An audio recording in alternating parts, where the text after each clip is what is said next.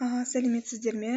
Бүгінгі бейне нұсқаулықта біз ArcMap бағдарламасындағы Data Management Tools атты ішіндегі маңызды құрал қалай жұмыс жасайтынын көрсетеміз.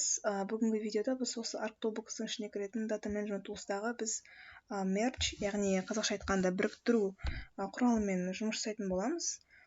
Жалпы негізгі бұл құралдың негізгі мақсаты ол бірнеше геодеректер жиынтығын бір негізгі тұтас қабатқа біріктіру болып табылады.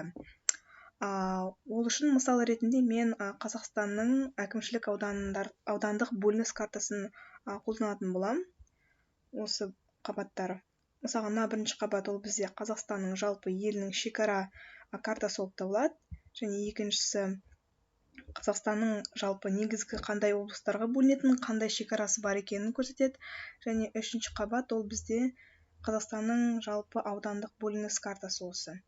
Біздің мақсатымыз ол бүгінгі осы үш қабатты негізгі бір тұтас қабатқа біріктіру қажетпіз. Ол үшін біз осы ArcToolbox-қа кіреміз.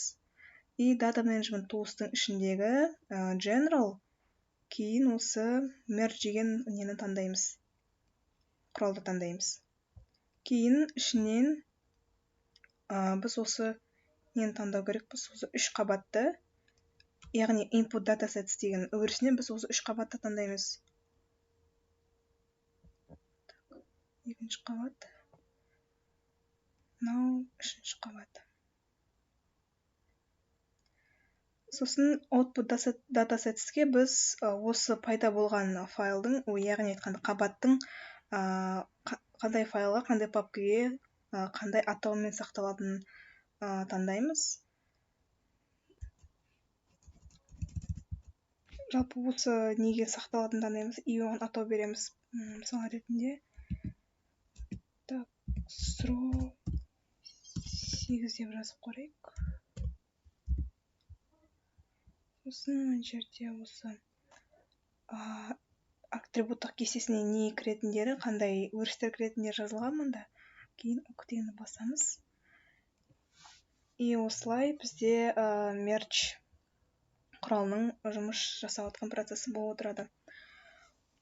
Оның жалпы жасау уақыты әртүрлі. Ол компьютердің өзінің несіне қарайды, қуатына қарай. Енді күтеміз. Жаңа қабат пайда болды. Бұл осы жаңа үш қабаттың бір біріктірілген қабаты пайда болды бізде. Мысал ретінде осы үш қабатты өшірсек.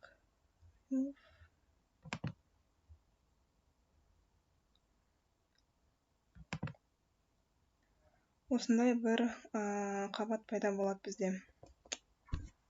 Осылай арқылы біз осы құрал арқылы, яғни merge құрал арқылы Data Management Tools-тағы біз әртүрлі жерлерде де сақталған бір типтегі деректерді біз тез және оңай біріктіре аламыз. Енді сабақтың қорытындысы сондай. Назарларыңызға рахмет.